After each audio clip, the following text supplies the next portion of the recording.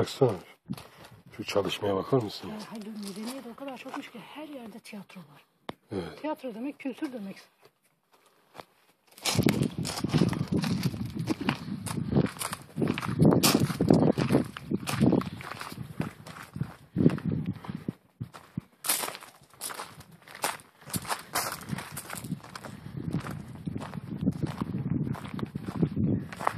Şimdi bile bu kadar tiyatro dolduracak kimse yok ya.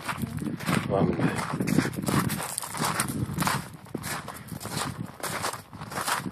Banyo havuzu da varmış bak. İşte hastaları burada diyor ki kaplıca gibi.